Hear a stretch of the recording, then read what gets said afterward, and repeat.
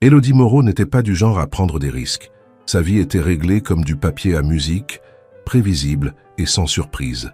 À 28 ans, elle vivait toujours dans le même appartement depuis ses études, fréquentait le même cercle d'amis depuis le lycée et travaillait pour la même entreprise de design graphique depuis 6 ans.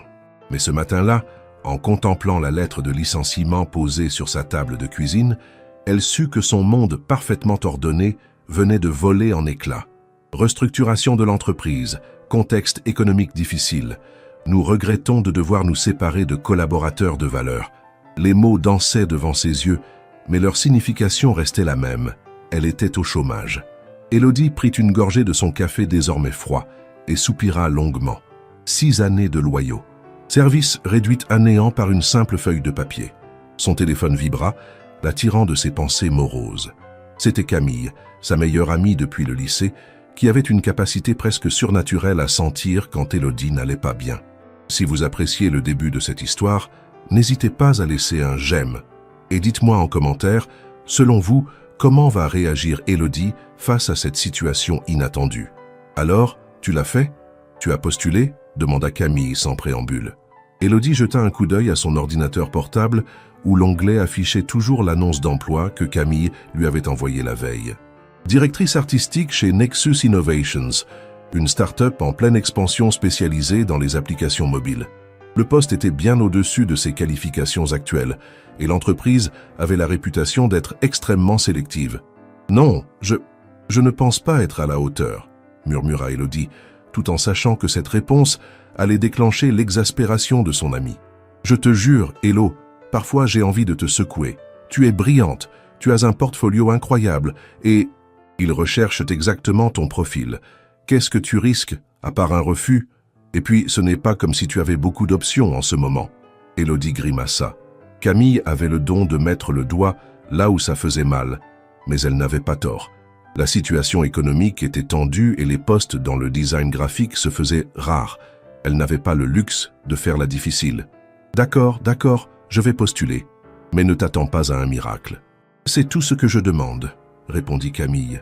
Et Élodie pouvait presque l'entendre sourire à l'autre bout du fil. « Envoie-moi ton CV avant de le soumettre.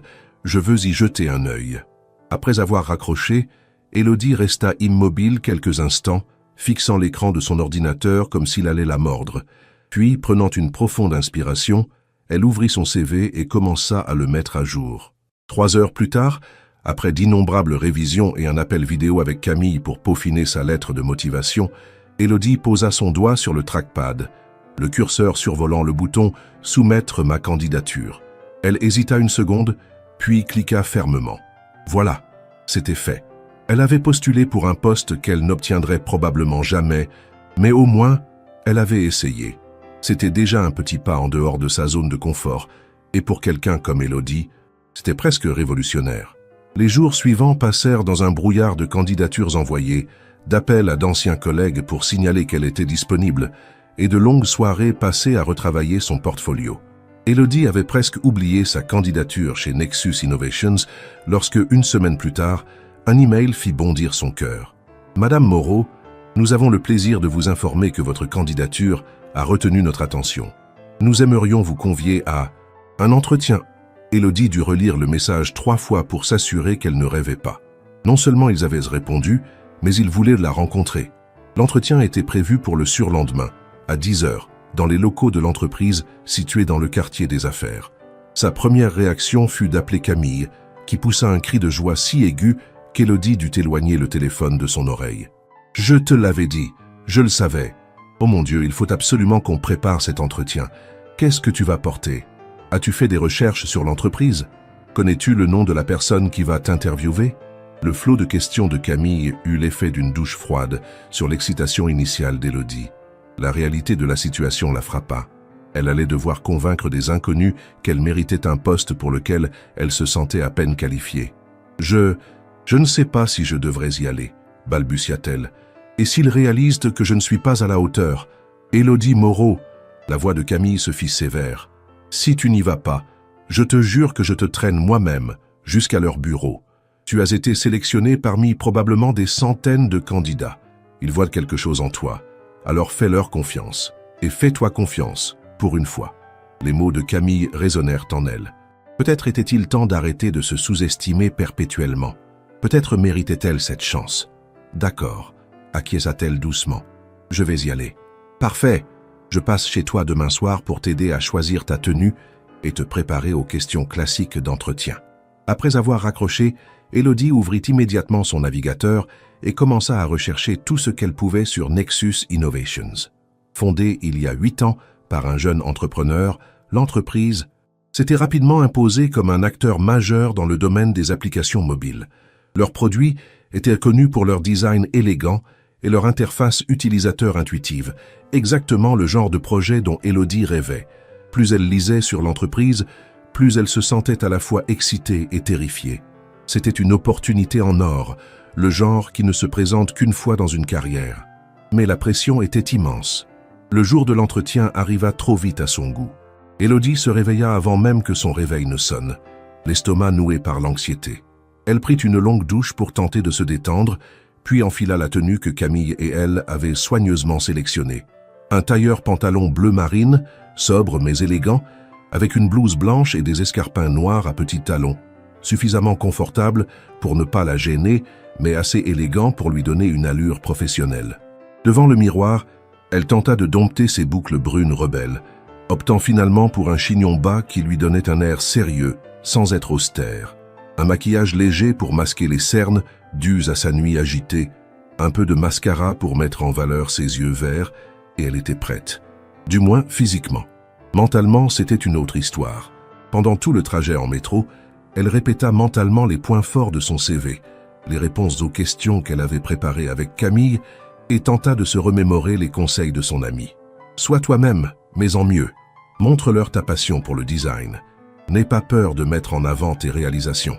Lorsqu'elle émergea de la station de métro, le siège de Nexus Innovation se dressait devant elle. Une tour de verre et d'acier qui semblait toucher le ciel. Élodie prit une profonde inspiration, serra son portfolio contre elle comme un bouclier et avança vers l'entrée. Le hall était vaste et lumineux, avec un immense logo Nexus qui dominait le mur derrière la réception. Élodie s'approcha du comptoir, où une jeune femme au sourire avenant l'accueillit. « Bonjour, je suis Élodie Moreau, j'ai rendez-vous à 10 heures pour un entretien. »« Bien sûr, mademoiselle Moreau, on vous attend au 27e étage. L'ascenseur est juste là, » indiqua la réceptionniste en pointant vers le fond du hall. Dans l'ascenseur, Élodie tenta de calmer sa respiration. 27 étages, c'était haut, très haut, littéralement et métaphoriquement. L'ascenseur s'arrêta avec un léger tintement et les portes s'ouvrirent sur un autre espace d'accueil, plus intime mais tout aussi élégant. « Mademoiselle Moreau ?»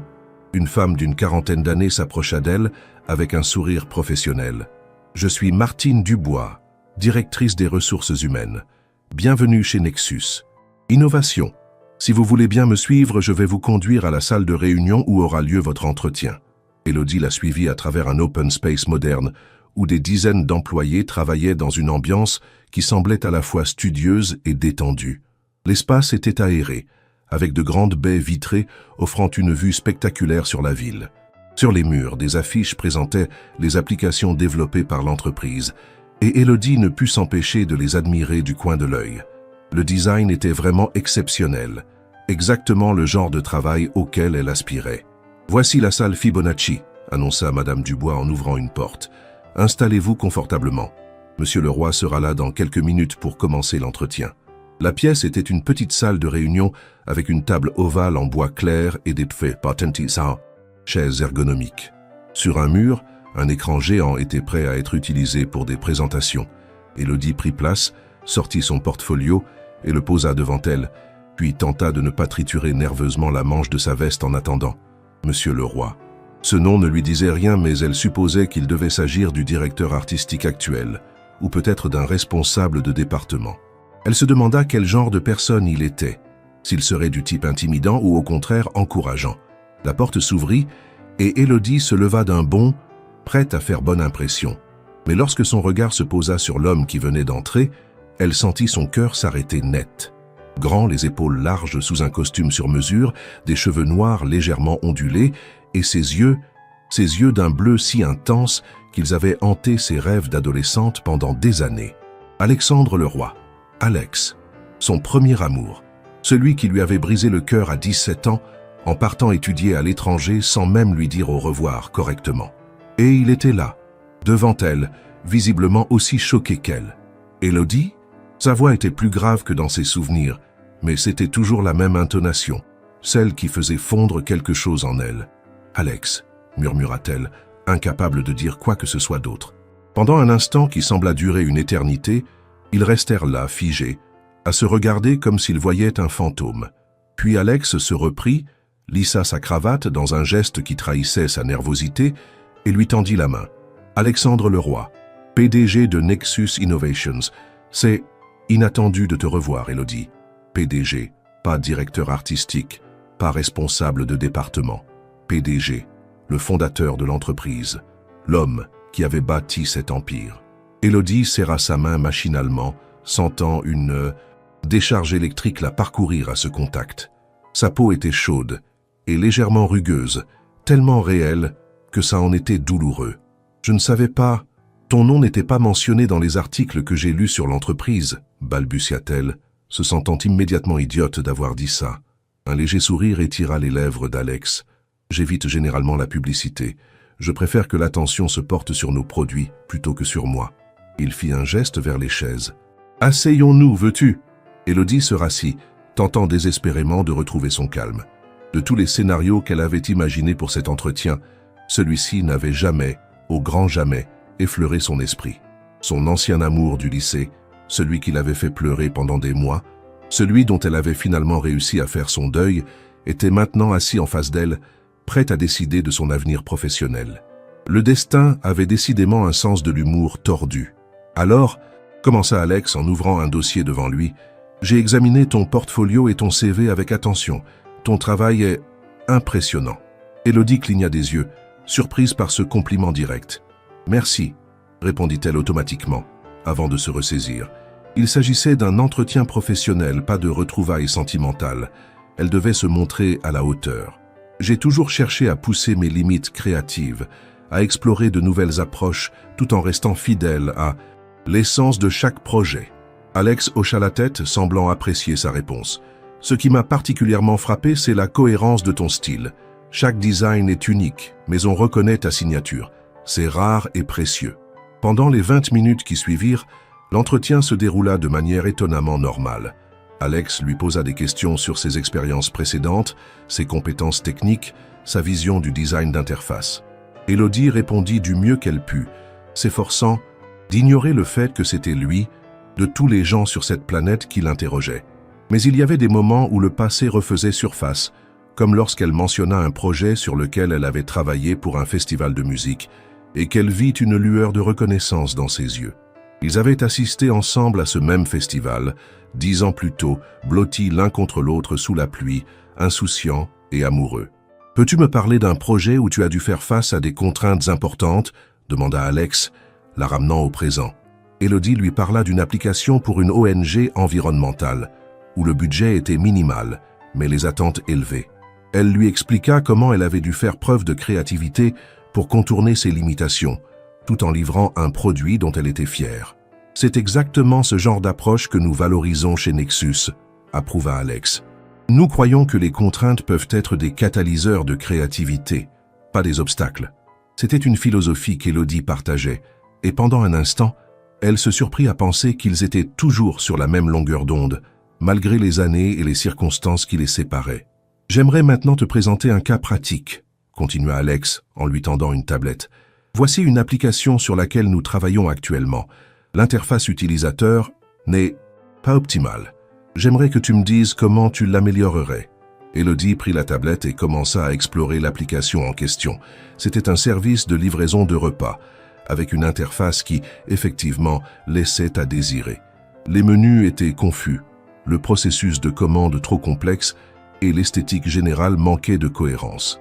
Pendant qu'elle analysait l'application, elle sentit le regard d'Alex sur elle, intense et scrutateur.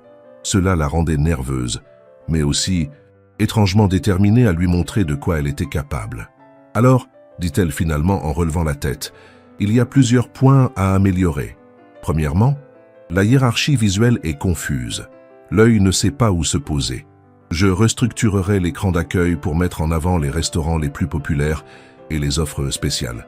Elle continua à détailler ses observations et suggestions, s'animant de plus en plus à mesure qu'elle parlait. Le design était sa passion, et, malgré la situation surréaliste, elle ne pouvait s'empêcher d'être enthousiaste lorsqu'il s'agissait de son métier. Alex l'écoutait attentivement, prenant même quelques notes. Quand elle eut terminé, il hocha la tête avec ce qui semblait être de l'approbation. « Tes analyses sont pertinentes. Tu as identifié des problèmes que notre équipe actuelle a également relevés et certaines de tes suggestions sont innovantes. J'apprécie particulièrement ton idée de personnalisation basée sur les habitudes alimentaires de l'utilisateur. » Élodie sentit une bouffée de fierté l'envahir. Malgré tout, malgré lui, malgré leur histoire, elle avait réussi à faire valoir ses compétences professionnelles. « Bien, » dit Alex en refermant son dossier, « je pense que nous avons couvert l'essentiel. As-tu des questions à me poser sur le poste ou l'entreprise ?» C'était le moment que Camille lui avait fait répéter, toujours avoir des questions intelligentes à poser lors d'un entretien. Élodie avait préparé plusieurs interrogations sur la culture d'entreprise, les projets à venir, les attentes précises concernant le poste, mais ce qui sortit de sa bouche fut totalement différent. « Pourquoi tu ne m'as jamais dit au revoir ?» Les mots étaient sortis avant même qu'elle ne puisse les retenir, comme si une part d'elle-même, enfouie depuis 10 ans, avait soudainement décidé de prendre le contrôle. Alex la fixa, visiblement prise au dépourvu.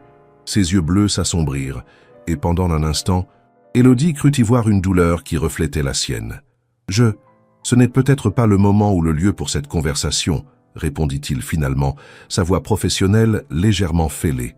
Élodie rougit violemment, mortifiée. Qu'est-ce qui lui avait pris?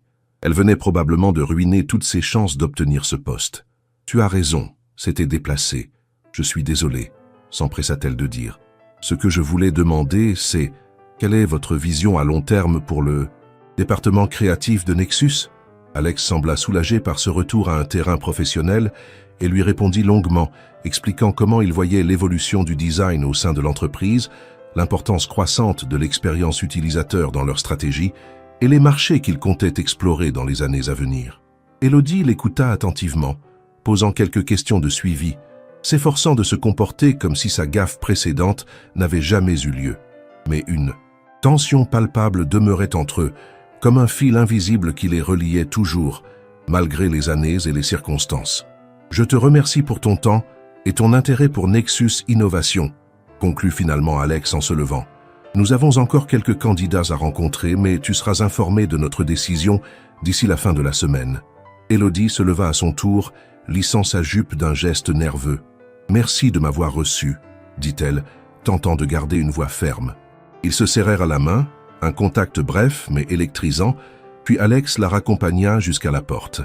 Alors qu'il s'apprêtait à l'ouvrir, il s'arrêta soudain, la main sur la poignée. « Pour répondre à ta question, » dit-il doucement, sans la regarder, « je n'ai pas dit au revoir parce que je ne pensais pas en être capable. Partir était déjà assez difficile comme ça. » Avant qu'Élodie ne puisse réagir, il ouvrit la porte et appela une assistante pour la raccompagner jusqu'à l'ascenseur. Le trajet du retour fut un brouillard total. Élodie se retrouva chez elle sans vraiment se souvenir comment elle y était arrivée. Elle se laissa tomber sur son canapé, encore sous le choc de cette rencontre surréaliste. Alexandre Leroy. Alex. Son Alex, devenu un homme d'affaires accompli, un PDG respecté. Et ses derniers mots, cet aveu murmuré juste avant qu'elle ne parte. Que devait-elle en penser? Son téléphone sonna, la faisant sursauter. C'était Camille, bien sûr. « Alors, comment ça s'est passé? Raconte-moi tout. » Élodie prit une profonde inspiration. « Par où commencer? Tu ne vas jamais me croire. »« Attends, l'interrompit Camille pour la 3e fois. « Tu es en train de me dire que le PDG de Nexus Innovations, l'entreprise qui pourrait potentiellement t'embaucher, c'est Alex? Ton Alex? Celui qui t'a fait pleurer pendant des mois après le lycée? Celui dont tu as gardé cette stupide photo dans ton tiroir pendant des années ?» Élodie grimaça en entendant son ami résumer ainsi la situation. Dit comme ça semblait encore plus absurde. « Oui, c'est lui. Et ce n'était pas une stupide photo, c'était... Peu importe. Le fait est que je me suis complètement ridiculisé. J'ai réussi à rester professionnel pendant presque tout l'entretien. Et puis, elle se couvrit le visage de ses mains, revivant sa mortification. Je lui ai demandé pourquoi il ne m'avait jamais dit au revoir. Un silence stupéfait s'installa à l'autre bout de la ligne, puis Camille éclata de rire. « Oh mon Dieu, Hello, tu ne fais vraiment rien comme tout le monde. » Et qu'est-ce qu'il a répondu? Sur le moment, rien. Il a dit que ce n'était ni le lieu ni le moment. Mais Élodie hésita, repensant aux derniers mots d'Alex. Quand il m'a raccompagné à la porte, il m'a dit qu'il n'avait pas pu me dire au revoir, parce que c'était trop difficile. « Wow !» souffla Camille. « C'est intense. » Et ensuite rien.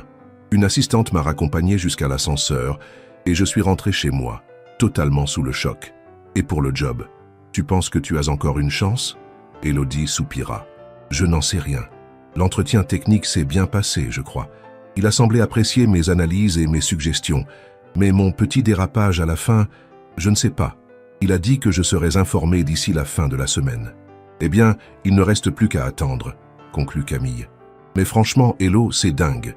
De toutes les entreprises où tu pouvais postuler, il a fallu que ce soit celle dirigée par ton ex. C'est le genre de coïncidence qu'on ne voit que dans les films. Élodie ne put s'empêcher de sourire, malgré son anxiété. Je sais, si tu m'avais dit ça hier, je ne t'aurais jamais cru. Après avoir raccroché avec Camille, Élodie se prépara un thé et s'installa devant son ordinateur. Sans vraiment réfléchir, elle tapa « Alexandre Leroy Nexus Innovation » dans la barre de recherche. Les résultats s'affichèrent instantanément. Des articles économiques vantant le succès de l'entreprise, quelques interviews et plusieurs photos d'Alex lors de conférences ou d'événements technologiques. Il avait l'air à l'aise sous les projecteurs, confiant, charismatique, si différent du garçon timide et réservé qu'elle avait connu. Un article en particulier attira son attention. Alexandre Leroy, le prodige discret de la tech française. Elle cliqua dessus et commença à lire. À 29 ans, Alexandre Leroy a bâti un empire qui fait l'admiration de la Silicon Valley. Diplômé du MIT, ce natif de Lyon a fondé Nexus Innovations à son retour en France avec une vision claire, créer des applications qui transforment véritablement l'expérience utilisateur. La technologie doit servir l'humain, pas l'inverse, affirme-t-il. Connu pour sa discrétion médiatique, Leroy préfère laisser ses produits parler pour lui. Lorsqu'on l'interroge sur sa vie privée, il reste évasif. « Je consacre l'essentiel de mon temps à Nexus », confie-t-il. « C'est à la fois ma passion et ma priorité. » L'article continuait, détaillant les succès de l'entreprise, les valeurs défendues par son fondateur, sa philosophie de management. Mais ce qui frappa Élodie, c'était ce qu'il ne disait pas. Aucune mention d'une relation amoureuse, passée ou présente. Alexandre Leroy semblait avoir effacé toute trace de vie personnelle, comme si seule l'entreprise comptait. Était-ce vraiment l'Alex qu'elle avait connu? Ce garçon qui rêvait de voyage, qui passait des heures à dessiner, qui lui récitait des poèmes sous les étoiles. Comment était-il devenu cet homme en costume, entièrement dédié à son entreprise? Ces questions la hantèrent toute la soirée et une bonne partie de la nuit. Lorsqu'elle s'endormit enfin, elle rêva d'yeux bleus qui la regardaient avec une intensité insoutenable, d'une main frôlant la sienne, et de mots murmurés qui se perdaient dans le vent. Le lendemain matin, Élodie se réveilla avec une détermination nouvelle. Elle ne pouvait pas laisser cette rencontre avec Alex la déstabiliser. Qu'elle obtienne le poste ou non, elle devait continuer à chercher du travail. Sa vie ne pouvait pas s'arrêter à cause d'un fantôme du passé. Elle passa la journée à envoyer d'autres candidatures, à contacter des agences de recrutement, à mettre à jour son portfolio. Mais malgré tous ses efforts pour rester concentrée, ses pensées revenaient sans cesse vers Nexus Innovations et son mystérieux PDG. Le mercredi passa sans nouvelles, puis le jeudi. Élodie oscillait entre l'espoir et la résignation. Peut-être qu'Alex avait décidé de l'ignorer. Peut-être que sa candidature avait été écartée dès le départ. Ou peut-être que son téléphone sonna vendredi matin, alors qu'elle était encore en pyjama, une tasse de café à la main. Un numéro inconnu s'affichait sur l'écran. Le cœur battant, elle décrocha. « Allô? Mademoiselle Moreau? Martine Dubois, DRH de Nexus Innovation. » Élodie se redressa, instinctivement, comme si la femme pouvait la voir à travers le téléphone. « Oui, bonjour Madame Dubois. Je vous appelle concernant votre candidature au poste de directrice artistique. » Il y eut une courte pause, pendant laquelle Élodie retint son souffle. « Nous sommes heureux de vous informer que votre profil a été retenu. Nous aimerions vous faire une offre d'emploi. » Élodie manqua de lâcher son téléphone. « Vraiment? C'est fantastique. » Monsieur Leroy a été particulièrement Impressionné par votre vision et vos compétences techniques, il pense que vous apporteriez une perspective précieuse à notre équipe créative. Alexandre avait personnellement validé sa candidature. Malgré leur passé, malgré sa question maladroite, il avait choisi de lui donner sa chance. J'aimerais vous inviter à revenir dans nos locaux lundi prochain pour discuter des détails de votre contrat et vous présenter à l'équipe. Est-ce que 14 heures vous conviendrait? Oui, parfaitement, répondit Élodie, encore sous le choc. Excellent. Je vous enverrai un email avec tous les détails. Nous sommes vraiment ravis de vous compter bientôt parmi nous, mademoiselle Moreau. Après avoir raccroché, Élodie resta immobile pendant plusieurs minutes, tentant d'assimiler ce qui venait de se passer. Elle avait obtenu le poste. Elle allait travailler chez Nexus Innovation, sous la direction d'Alexandre Leroy. Son premier réflexe fut d'appeler Camille, qui poussa un cri de joie en apprenant la nouvelle. « Je savais que tu allais la voir. Tu vas être une directrice artistique incroyable, Élo. »« Mais c'est Alex, » murmura Élodie, la réalité de la situation la frappant soudain. « Je vais travailler pour Alex. Comment je vais gérer ça ?»« Professionnellement, » répondit Camille d'un ton ferme. « C'est un chapitre de ta vie qui s'est fermé il y a 10 ans. Maintenant, c'est ton patron. Point final. Tu es capable de faire la part des choses. » Élodie n'était pas aussi convaincue que son amie, mais elle savait qu'elle n'avait pas le choix. Cette opportunité était trop importante pour la laisser passer à cause d'une ancienne histoire d'amour. « Tu as raison, » acquiesça-t-elle. « C'est strictement professionnel, je peux le faire. » Le week-end passa dans un mélange d'excitation et d'appréhension. Élodie reçut l'email de Madame Dubois détaillant les conditions de son contrat. Un salaire qui dépassait largement ses attentes, des avantages sociaux impressionnants et une description de poste qui correspondait exactement à ce qu'elle recherchait. C'était presque trop beau pour être vrai. Lundi arriva et avec lui, l'heure de retourner dans la tour de verre qui abritait Nexus Innovation. Cette fois, Élodie était un peu moins intimidée en franchissant les portes du hall. Elle connaissait le chemin. Elle savait ce qui l'attendait. Du moins, elle le croyait. Martine Dubois l'accueillit avec chaleur et la conduisit dans son bureau pour finaliser les aspects administratifs. La DRH était efficace et directe, répondant à toutes les questions d'Élodie avec précision. Vous commencerez officiellement dans 2 semaines, ce qui vous laisse le temps de vous organiser. Mais aujourd'hui, j'aimerais vous faire visiter les locaux et vous présenter à vos futurs collègues. La visite fut aussi impressionnante qu'instructive.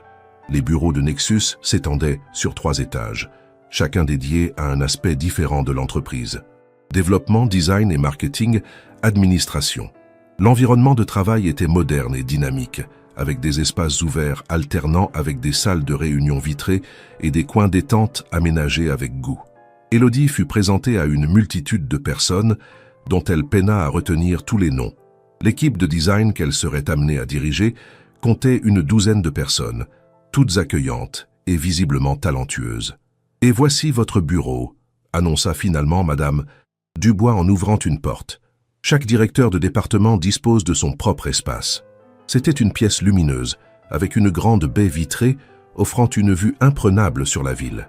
Un bureau en bois clair, une chaise ergonomique, une bibliothèque déjà garnie d'ouvrages sur le design et un iMac dernier cri l'attendaient. « C'est parfait », souffla Élodie, imaginant déjà les heures qu'elle passerait à travailler ici. « Monsieur Leroy souhaitait vous voir avant votre départ », ajouta Madame Dubois. « Son bureau est au dernier étage, je vais vous y conduire. » Le cœur d'Élodie se serra à l'idée de revoir Alex, mais elle se composa un visage neutre et suivit la DRH jusqu'à un ascenseur privé qui les mena au sommet de la tour.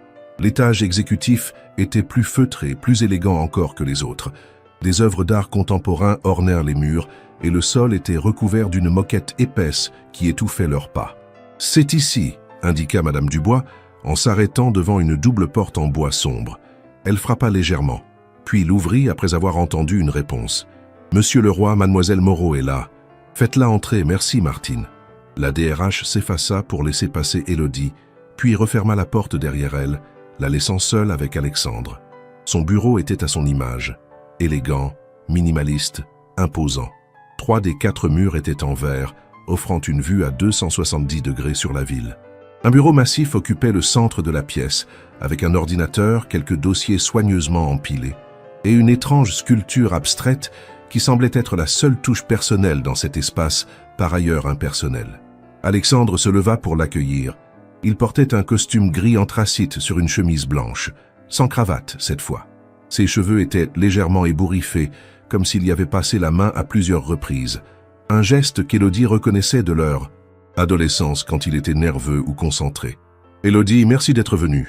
Assieds-toi, je t'en prie. » Elle prit place dans un fauteuil en cuir face à son bureau, s'efforçant de paraître détendue alors que son cœur battait la chamade. « Martine m'a dit que tu avais accepté notre offre, » commença-t-il. « Nous en sommes très heureux. Ton expertise sera précieuse pour Nexus. »« Merci de m'avoir donné cette opportunité, » répondit Élodie, surprise par la fermeté de sa propre voix. « Je suis impatiente de commencer. » Un silence s'installa, ni confortable ni vraiment gênant, juste chargé d'une tension indéfinissable. Alexandre la regardait comme s'il cherchait quelque chose dans son visage, et Élodie se demanda ce qu'il voyait. La fille qu'il avait connue ou la femme qu'elle était devenue?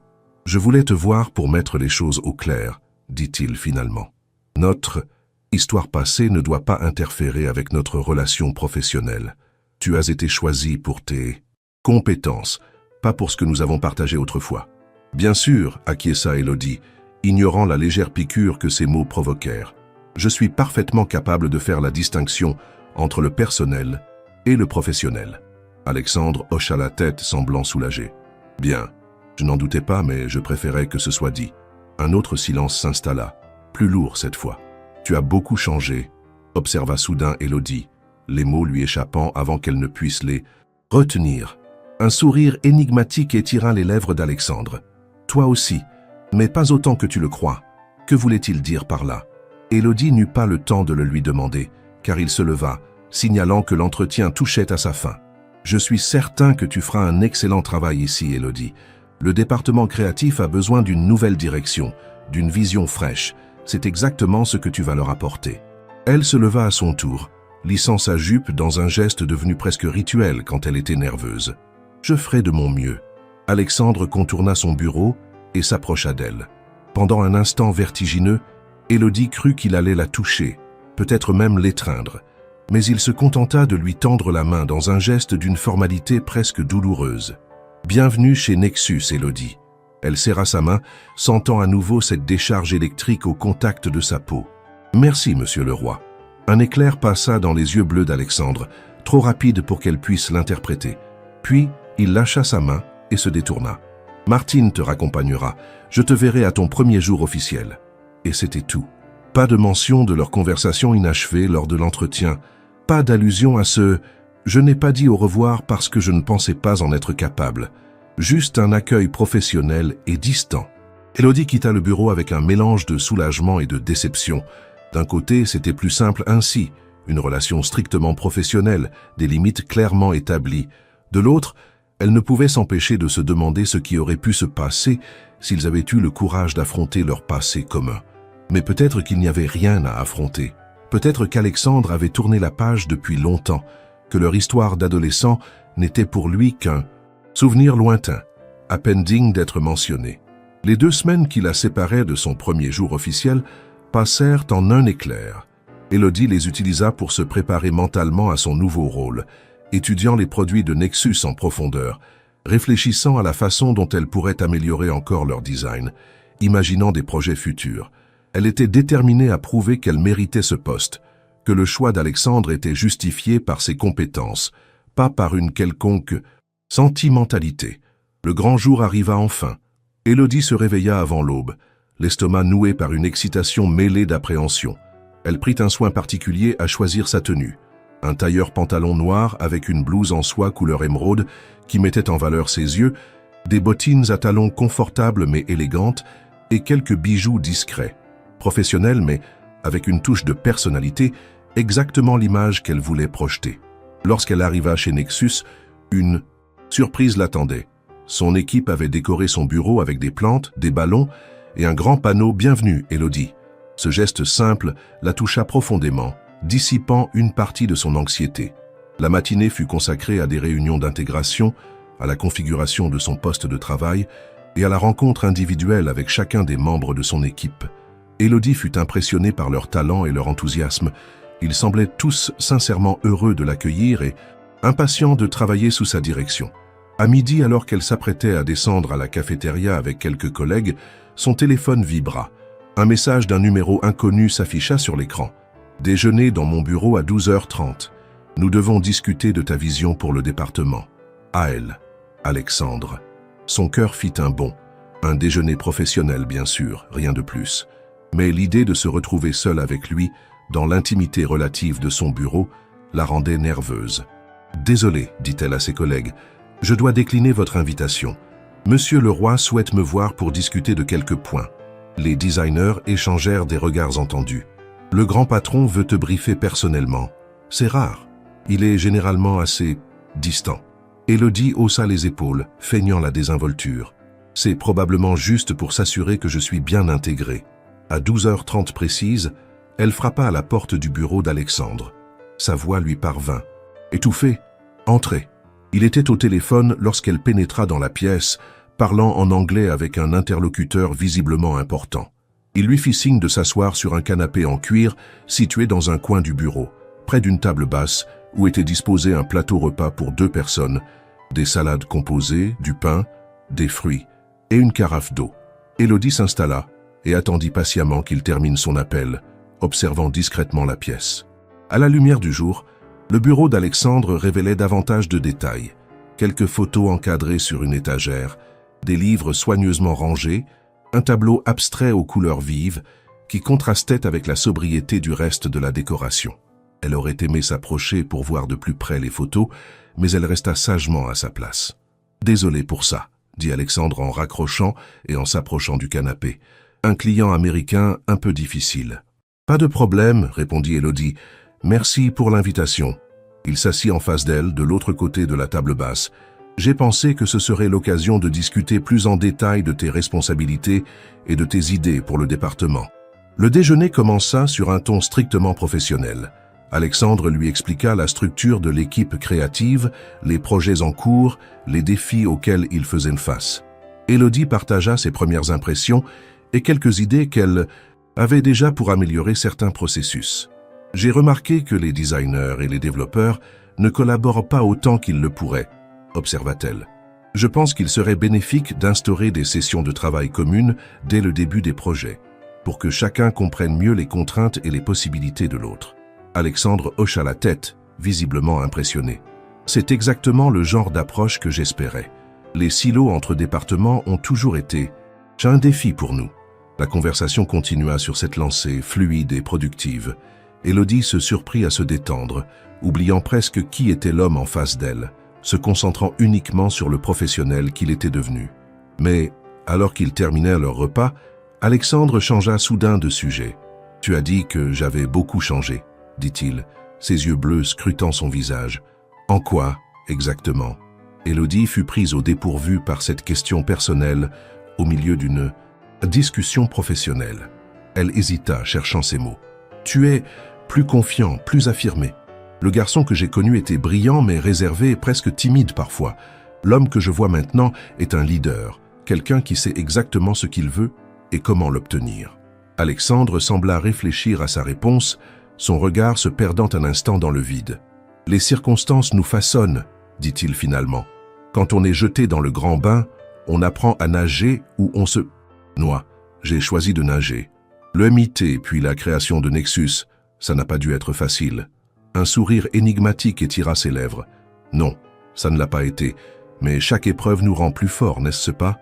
Il y avait quelque chose dans sa voix, une note de « quoi » regret, amertume. Élodie n'aurait su le dire. « Et toi ?» demanda-t-il, la surprenant à nouveau. « Comment la vie t'a-t-elle façonné depuis le lycée ?» C'était la première fois qu'il faisait directement référence à leur passé commun depuis leur conversation avortée lors de l'entretien. Élodie sentit son cœur s'accélérer légèrement. « Oh, rien d'aussi spectaculaire que fonder une entreprise à succès, » répondit-elle avec un petit rire. « J'ai fait une école d'art, j'ai travaillé pour quelques agences, j'ai construit ma carrière pas à pas. Une vie ordinaire, je suppose. Je ne pense pas qu'il y ait quoi que ce soit d'ordinaire chez toi, Élodie, » dit Alexandre, son regard soudain intense. Le silence qui suivit fut chargé d'électricité. Élodie se sentit rougir sous son regard, incapable de détourner les yeux. Puis, comme s'il réalisait soudain l'ambiguïté de sa remarque, Alexandre se reprit, son visage redevenant le masque professionnel qu'il portait habituellement. Je veux dire, ton portfolio montre un talent exceptionnel. C'est pourquoi nous t'avons choisi pour ce poste. Merci, murmura Élodie, à la fois soulagée et déçue par ce retour à la formalité. Alexandre jeta un coup d'œil à sa montre. Je dois malheureusement te laisser. J'ai une visioconférence dans 10 minutes. Il se leva et Élodie l'imita. Mais j'ai apprécié cette discussion. Nous devrions faire cela régulièrement pour suivre l'évolution du département. Bien sûr, acquiesça-t-elle, se demandant si ces déjeuners deviendraient une habitude et ce que cela impliquerait pour sa santé mentale. Alors qu'elle s'apprêtait à partir, Alexandre l'arrêta d'un geste. Une dernière chose, il y a une soirée de lancement pour notre nouvelle application vendredi soir. Tous les chefs de département sont attendus. Tenue de soirée à partir de 20h à l'hôtel Crillon. J'y serai, promit Élodie, tentant d'ignorer la légère panique à l'idée de devoir trouver une robe appropriée en si peu de temps. Parfait. Alexandre lui ouvrit la porte, un sourire poli aux lèvres. Bonne continuation pour ta première journée, Élodie. De retour à son bureau, Élodie eut du mal à se concentrer sur son travail. Ce déjeuner l'avait laissé troublée, oscillant entre des sentiments contradictoires. D'un côté, Alexandre semblait déterminé à maintenir une distance professionnelle entre eux. De l'autre, il y avait eu ces moments, ces regards, ces questions personnelles, cette intensité qui ne semblait pas entièrement professionnelle. Que voulait-il exactement? Et plus, important encore, que voulait-elle, elle?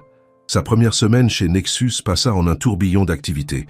Élodie se plongea dans son nouveau rôle avec détermination, rencontrant chaque membre de son équipe individuellement, analysant les projets en cours, identifiant les points forts et les axes d'amélioration. Elle fut agréablement surprise de constater que son intégration se passait bien. Ses collaborateurs étaient compétents et réceptifs à ses idées, et elle sentait qu'elle pourrait vraiment faire bouger les choses. Alexandre, quant à lui, restait une énigme. Après leur déjeuner du lundi, elle ne l'avait plus vu qu'en réunion, où il se montrait cordial mais distant, la traitant exactement comme les autres directeurs de département. Rien dans son comportement ne trahissait leur histoire commune ou l'étrange tension qui avait existé entre eux lors de leur tête-à-tête. Vendredi arriva, et avec lui, la perspective de la soirée de lancement. Élodie avait réussi, avec l'aide précieuse de Camille, à dénicher une robe de soirée élégante, une longue robe fourreau bleu nuit qui mettait en valeur sa silhouette sans être provocante, avec un décolleté sobre et une fente latérale qui lui permettait de marcher confortablement. « Tu vas faire sensation », avait déclaré Camille en l'aidant à se préparer. « Monsieur le PDG ne saura plus où donner de la tête. Ce n'est pas le but », avait protesté Élodie, tout en se demandant secrètement si Alexandre la remarquerait. L'hôtel Crillon était aussi majestueux qu'elle l'imaginait. Le hall d'entrée resplendissait de dorures et de marbre, et les invités en tenue de soirée donnaient à l'événement une allure de gala hollywoodien. Élodie se sentit soudain intimidée, se demandant si elle était vraiment à sa place parmi tous ces gens importants. « Élodie, te voilà enfin !» C'était Thomas Dubois, le directeur marketing de Nexus, et comme elle l'avait appris durant la semaine, le mari de Martine. Il s'approcha d'elle avec un sourire chaleureux. « Tu es ravissante !» dit-il en l'embrassant sur les deux joues. « Viens, je vais te présenter à quelques personnes importantes. Des clients, des investisseurs, des journalistes, tous impatients de découvrir notre nouvelle application. » Thomas l'entraîna à travers la salle, la présentant à un nombre vertigineux de personnes dont elle peina à retenir les noms. Élodie s'efforça de faire bonne impression, souriant, discutant, écoutant avec attention. Mais une part d'elle-même restait constamment alerte, cherchant des yeux une silhouette particulière. Elle le repéra finalement près du bar, en grande conversation avec un homme d'âge mûr, à l'allure distinguée. Alexandre portait un smoking noir parfaitement ajusté qui mettait en valeur sa haute stature et ses épaules larges. Ses cheveux noirs étaient coiffés avec soin, et même à distance, son charisme était palpable. Comme s'il avait senti son regard sur lui, Alexandre tourna la tête et leurs yeux se croisèrent à travers la salle bondée. Pendant un instant, le monde sembla s'arrêter. Puis il s'excusa auprès de son interlocuteur et se dirigea vers elle d'un pas décidé. « Élodie », la salua-t-il en arrivant à sa hauteur, « je suis heureux que tu aies pu venir. »« Je n'aurais pas manqué ça, » répondit-elle, tentant de garder une voix assurée malgré son cœur qui battait la chamade. « C'est un événement important pour Nexus. » En effet, ses yeux la parcoururent rapidement, s'attardant un instant sur sa robe avant de revenir à son visage. « Tu es très élégante ce soir. »« Merci, » murmura-t-elle, sentant ses joues s'empourprer légèrement. « Tu n'es pas mal non plus. » Un sourire amusé étira les lèvres d'Alexandre. « Je fais de mon mieux pour représenter dignement l'entreprise. » Il jeta un coup d'œil à sa montre. « La présentation officielle commence dans 20 minutes. En tant que directrice artistique, ta présence à mes côtés serait appréciée. »« Bien sûr, » acquiesça Élodie, à la fois flattée et surprise par cette demande. « Parfait. En attendant, laisse-moi te présenter quelques personnes qui pourraient t'intéresser. » Et c'est ainsi qu'Élodie se retrouva à suivre Alexandre à travers la salle, rencontrant des designers renommés, des responsables d'agences prestigieuses et même quelques célébrités du monde de la tech. Il la présentait avec une fierté évidente, vantant ses compétences et son talent, comme s'il l'avait personnellement découverte. « Élodie a complètement repensé notre approche du design d'interface », expliquait-il à un investisseur visiblement impressionné. « Sa vision va transformer l'expérience utilisateur de nos applications. » « C'est exagéré, » protesta doucement Élodie lorsqu'ils s'éloignèrent. « Je viens à peine de commencer. » Alexandre la regarda avec une intensité qui la déstabilisa. « Je sais reconnaître le potentiel quand je le vois. »« Élodie, j'ai toujours su que tu étais exceptionnelle. » Avant qu'elle ne puisse répondre à cette déclaration ambiguë, une voix annonça le début de la présentation officielle. Alexandre lui offrit son bras avec une galanterie surannée. Prête à briller, Élodie glissa sa main au creux de son coude, sentant la chaleur de son corps à travers le tissu de son smoking, aussi prête que possible. La présentation fut un succès retentissant. Alexandre, charismatique et éloquent, captiva l'audience en présentant la nouvelle application de Nexus, un service de conciergerie virtuelle baptisé Iris. Lorsqu'il invita Élodie à le rejoindre sur scène pour parler du design de l'interface, elle surmonta sa timidité naturelle et s'exprima avec passion et clarté, suscitant des applaudissements nourris. « Tu as été formidable », lui souffla Alexandre lorsqu'ils quittèrent l'estrade sous les acclamations. « Tu as un véritable don pour communiquer ta vision. » Le reste de la soirée se déroula comme dans un rêve.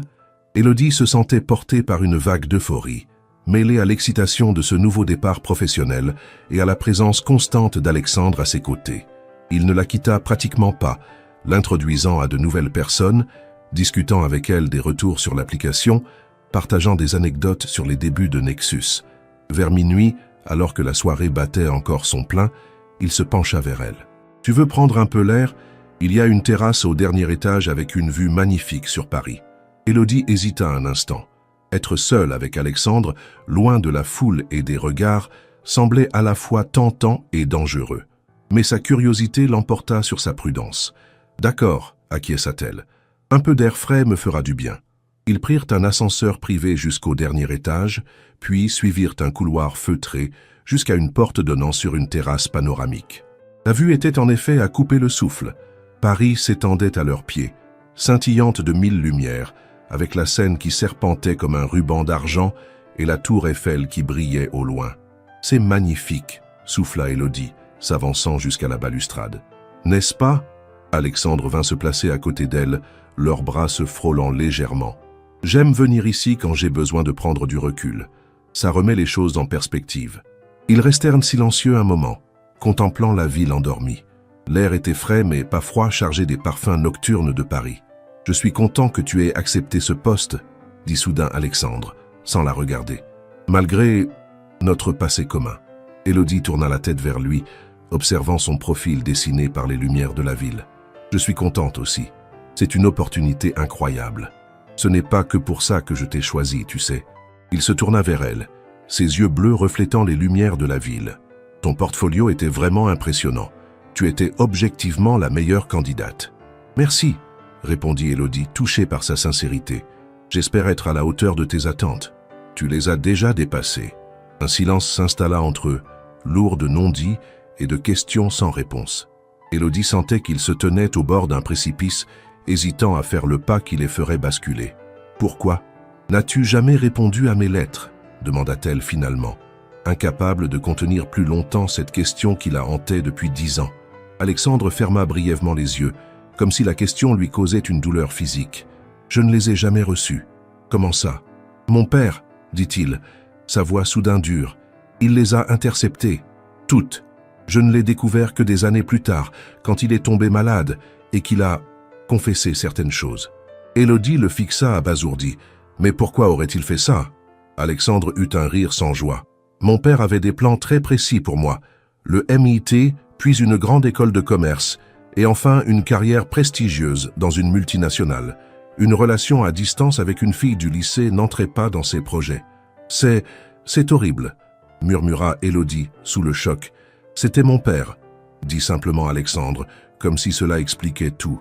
Quand je n'ai pas reçu de réponse à mes propres lettres, j'ai cru que tu m'avais oublié, que tu étais passé à autre chose. J'ai fini par faire de même, me concentrant sur mes études, puis sur ma carrière. Je t'ai écrit pendant des mois, avoua Élodie, la gorge serrée par l'émotion. Je ne comprenais pas ton silence. J'ai cru que tu te fichais de moi, que ce que nous avions vécu ne comptait pas pour toi. Ça comptait, dit doucement Alexandre, son regard plongé dans le sien.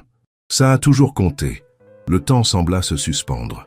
Ils étaient aussi proches maintenant que Élodie pouvait sentir son souffle sur son visage, percevoir le parfum subtil de son aftershave.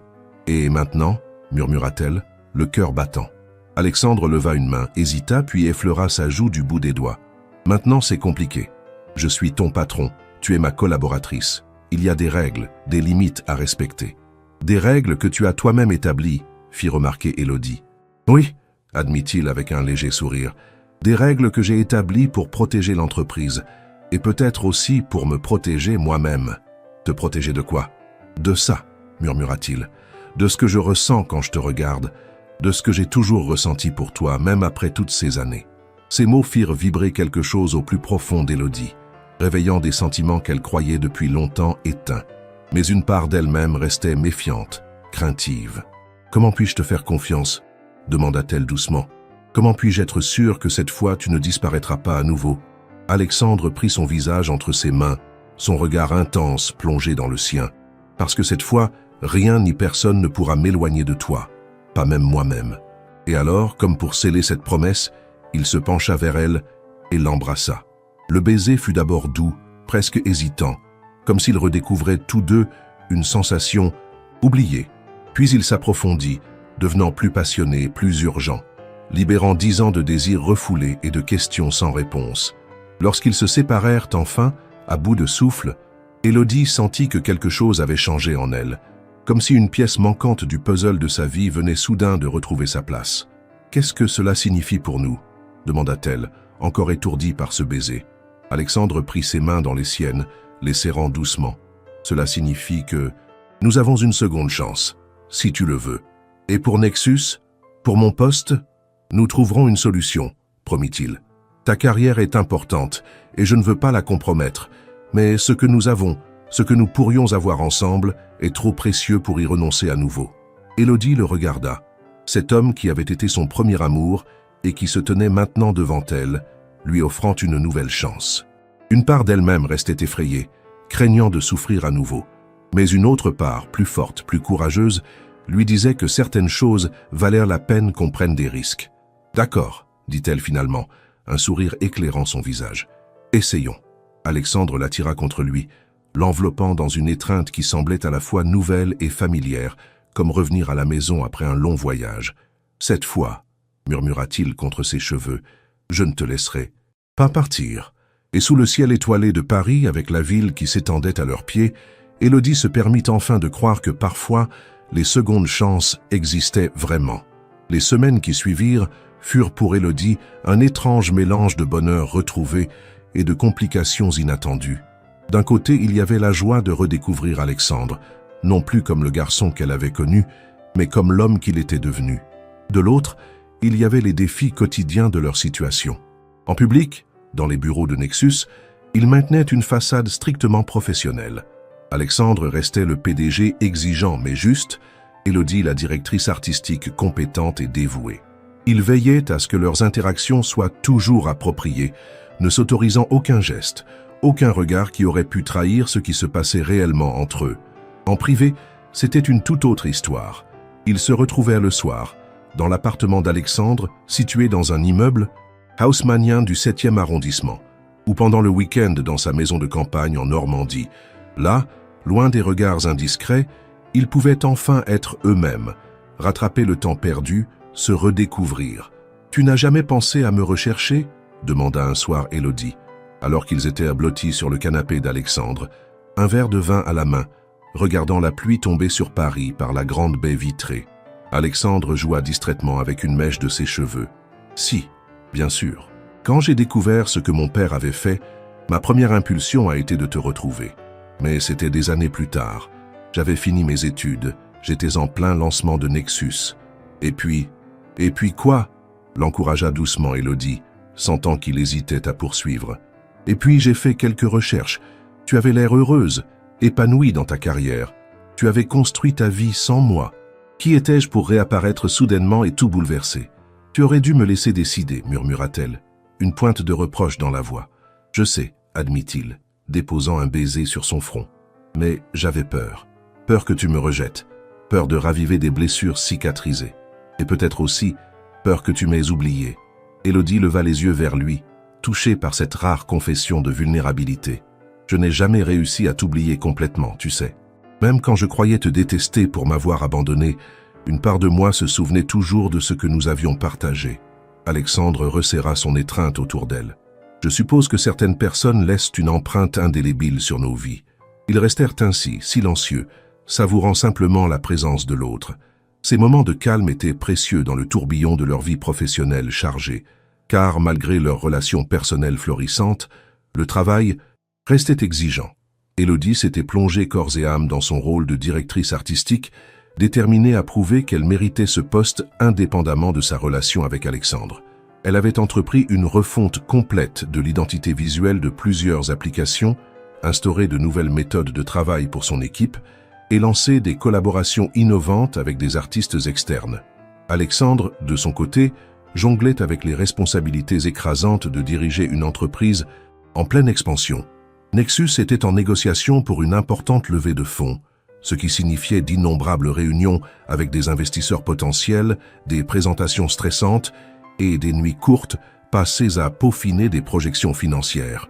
Leur relation était comme une oasis de paix dans ce désert de stress et de responsabilité.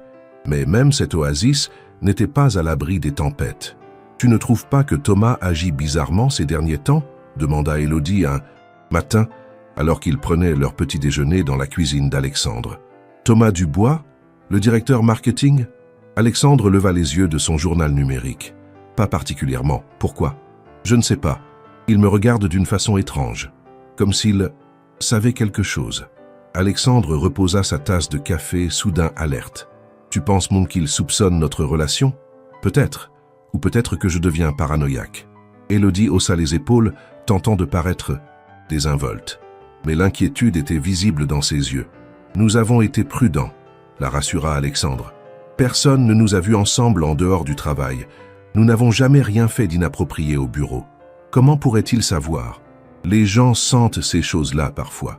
Une façon de se regarder, une complicité qui n'existait pas avant. » Alexandre soupira, passant une main dans ses cheveux encore humides de la douche. « Si quelqu'un devait nous découvrir, ça compliquerait les choses, pour toi ou pour moi ?»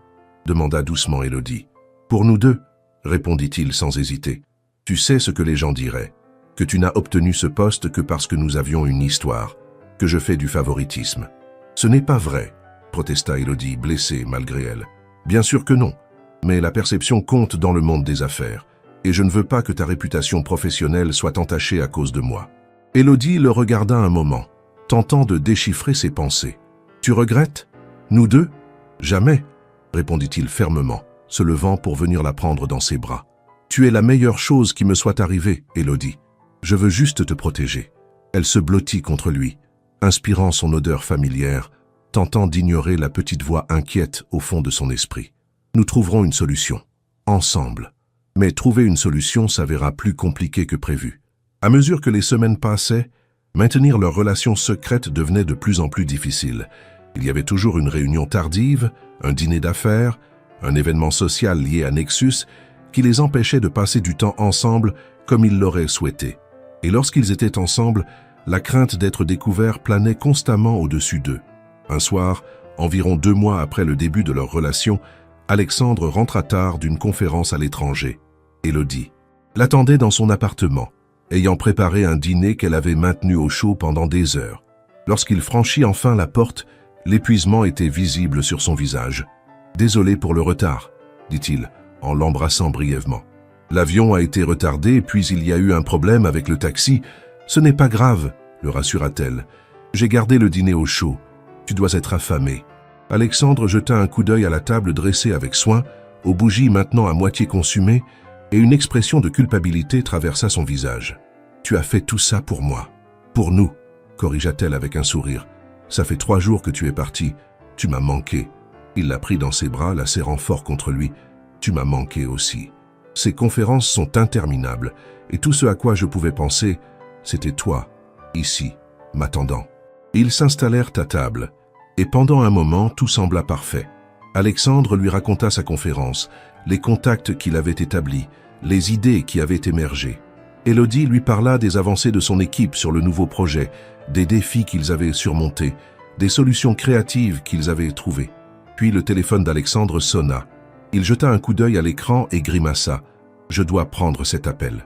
C'est l'investisseur dont je t'ai parlé, celui qui hésite encore à rejoindre notre tour de table. » Élodie acquiesça, compréhensive mais déçue. « Bien sûr, vas-y. » Alexandre s'isola dans son bureau, et ce qui devait être un appel rapide se transforma en une longue négociation. Lorsqu'il revint près d'1 heure plus tard, Élodie avait déjà débarrassé la table et rangé les restes du dîner. « Je suis vraiment désolé, » dit-il, l'air sincèrement contrit. Il avait des inquiétudes concernant notre stratégie d'expansion et je ne pouvais pas me permettre de le laisser dans le doute. « Je comprends, » répondit Élodie, s'efforçant de ne pas laisser transparaître sa frustration. « Ton travail est important. »« Le tien aussi, » dit doucement Alexandre, s'approchant d'elle. « Et notre temps ensemble est précieux. Je te promets de me rattraper ce week-end. Nous pourrions aller à la maison en Normandie, juste tous les deux, sans téléphone ni ordinateur. Qu'en dis-tu » L'idée était tentante, et le sourire d'Alexandre, ce sourire qui avait toujours eu le don de faire fondre ses résistances, était irrésistible. « D'accord, » concéda-t-elle. « Un week-end loin de tout. » Mais ce week-end ne vint jamais. Le vendredi suivant, alors qu'Élodie finalisait un projet important avec son équipe, prévoyant déjà leur escapade normande, Martine Dubois frappa à la porte de son bureau. « Élodie, je peux te parler un instant ?» demanda la DRH, son expression inhabituellement grave. « Bien sûr, entre. » Élodie, lui, fit signe de s'asseoir, une vague d'inquiétude l'envahissant. « Quelque chose ne va pas ?» Martine ferma soigneusement la porte derrière elle et prit place en face d'Élodie. « Je vais être direct. Il y a des rumeurs qui circulent dans l'entreprise concernant toi et Alexandre. » Le cœur d'Élodie manqua un battement. « Des rumeurs ? » ?»« Oui, certains employés pensent bon que vous entretenez une relation personnelle. » Élodie s'efforça de garder un visage neutre, mais elle sentit ses joues s'empourprer, malgré elle. « Et sur quoi se basent ces rumeurs exactement ? » ?»« Des petites choses. La façon dont vous vous regardez en réunion. Le fait que tu sois souvent la dernière à partir quand il travaille tard. Votre tendance à arriver et repartir aux mêmes heures. Ce sont des coïncidences, protesta faiblement Élodie. Nous sommes tous les deux dévoués à notre travail. C'est normal que nous ayons des horaires similaires. Martine la regarda longuement, comme si elle évaluait la sincérité de sa réponse. Écoute, Élodie, je ne suis pas là pour te juger, mais en tant que DRH, je dois penser à l'entreprise et à son image. Une relation entre le PDG et une directrice de département pourrait être perçue comme problématique. Je comprends, murmura Élodie, son esprit tournant à toute vitesse. Mais ces rumeurs sont infondées. Alexandre et moi entretenons une relation strictement professionnelle. Le mensonge lui laissa un goût amer dans la bouche, mais que pouvait-elle dire d'autre? Admettre la vérité aurait des conséquences qu'elle n'était pas prête à affronter. « Je suis contente de l'entendre, » dit Martine, bien que son ton suggérât qu'elle n'était pas entièrement convaincue. « Je vais m'assurer que ces rumeurs ne persistent pas, mais je te conseille d'être prudente. La perception est souvent aussi importante que la réalité dans un environnement professionnel. » Après le départ de Saint-Isidore, « Martine !» Élodie resta immobile à son bureau, le cœur battant et l'esprit en ébullition.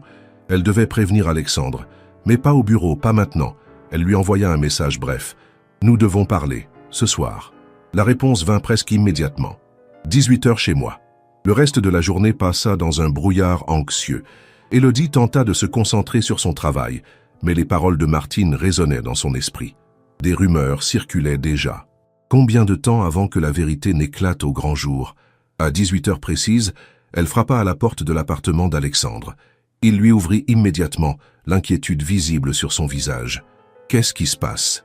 demanda-t-il dès qu'elle fut entrée. « Ton message semblait urgent. » Élodie lui raconta sa conversation avec Martine, n'omettant aucun détail.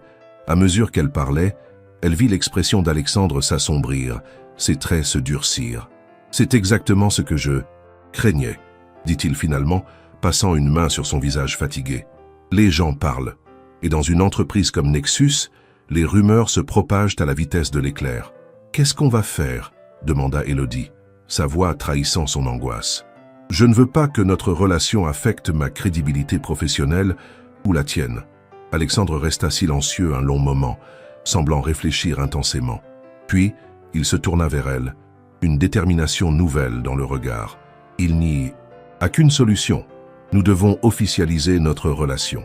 Élodie le fixa surprise. « Officialiser? Tu veux dire le dire à tout le monde ?»« Pas exactement. Je veux dire que nous devons suivre la procédure officielle de l'entreprise pour les relations entre employés.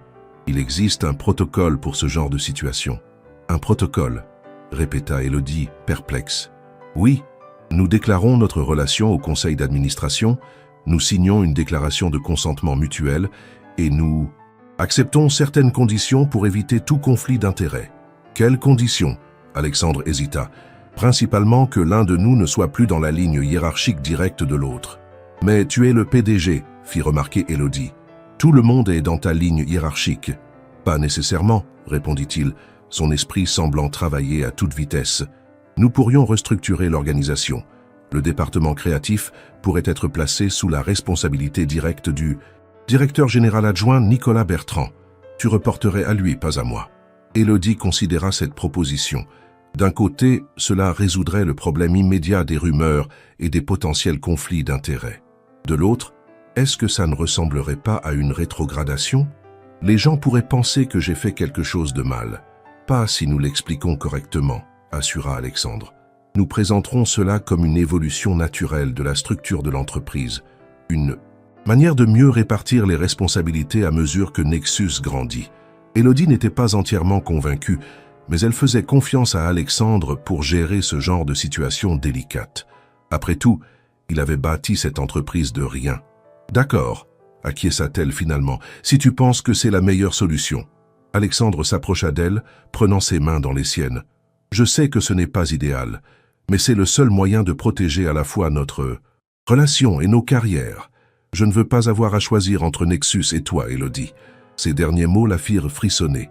L'idée qu'Alexandre puisse un jour être confronté à ce choix était terrifiante. Que choisirait-il si cela arrivait? L'entreprise qu'il avait construite de ses mains ou la femme qu'il avait retrouvée par hasard? Moi non plus, murmura-t-elle, se blottissant contre lui, cherchant réconfort dans sa chaleur familière. Les jours suivants furent tendus.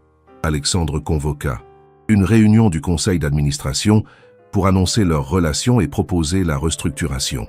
Élodie, n'étant pas membre du conseil, dut attendre à l'extérieur, se rongeant les ongles d'anxiété. Lorsqu'Alexandre émergea finalement de la salle de réunion, son expression était indéchiffrable. Il lui fit signe de le suivre dans son bureau, fermant soigneusement la porte derrière eux. « Alors ?» demanda Élodie, incapable de contenir son impatience. « C'est fait, » dit-il simplement. « Le conseil a approuvé la restructuration. À partir de lundi, tu reporteras à Nicolas. » Et pour nous? Ils ont accepté notre déclaration de relation, avec quelques conditions supplémentaires. Lesquelles? Alexandre hésita et Élodie sentit son cœur se serrer. Quelles que soient ces conditions, elles ne lui plairaient pas. Ils veulent que notre relation reste discrète pour l'instant. Pas de démonstration d'affection au bureau, bien sûr, mais aussi pas d'apparition publique ensemble qui pourrait attirer l'attention des médias. Pour combien de temps? Jusqu'à ce que la restructuration soit pleinement mise en œuvre et que ta position dans l'entreprise soit solidement établie. Quelques mois peut-être. Élodie digéra cette information, partagée entre le soulagement que leur relation soit officiellement reconnue et la frustration de devoir encore la cacher au monde. « Il y a autre chose », ajouta Alexandre, son regard évitant le sien. « Le conseil souhaite que tu signes un accord de non-divulgation concernant notre relation et son impact sur l'entreprise. » Un NDA? Élodie le fixa, incrédule. Ils veulent que je signe un contrat de confidentialité à propos de ma vie amoureuse. C'est standard dans ce genre de situation, tenta de la rassurer Alexandre. C'est pour protéger l'entreprise en cas de complications futures. Tu veux dire en cas de rupture, traduisit amèrement Élodie. Ils craignent que je vende l'histoire à la presse ou que j'intente un procès pour harcèlement sexuel. Élodie. Alexandre s'approcha d'elle, tentant de prendre ses mains, mais elle recula. Non, je comprends. C'est le monde des affaires. Tout doit être contractualisé, même les sentiments. Ce n'est pas comme ça, protesta-t-il. C'est juste une formalité légale. Ça ne change rien à ce que nous ressentons l'un pour l'autre. Élodie le regarda longuement, tentant de réconcilier l'homme d'affaires pragmatique qui se tenait devant elle avec l'amant passionné qu'elle retrouvait chaque soir. Était-il vraiment la même personne? Je signerai, dit-elle finalement, mais pas parce que ton conseil me l'ordonne, parce que je crois en nous et que je suis prête à faire des compromis pour que ça fonctionne. Le soulagement visible sur le visage d'Alexandre lui fit mal. Avait-il vraiment craint qu'elle refuse, qu'elle choisisse sa fierté plutôt que leur amour? Merci, dit-il doucement, s'approchant à nouveau, et cette fois, elle le laissa la prendre dans ses bras. Je te promets que ça en vaut la peine. Nous en valons la peine. Élodie se laissa aller contre lui, souhaitant de tout son cœur le croire. Mais une petite voix au fond de son esprit ne cessait de lui rappeler que les compromis avaient tendance à s'accumuler jusqu'à ce qu'un jour, on ne reconnaisse plus la personne qu'on est devenue. Le lundi suivant, la restructuration fut annoncée à toute l'entreprise. Comme Alexandre l'avait prédit, elle fut présentée comme une évolution naturelle de l'organisation, une manière de mieux gérer la croissance rapide de Nexus. Le nom d'Élodie n'était qu'un parmi d'autres dans la liste des changements, et personne ne sembla y voir quoi que ce soit de suspect.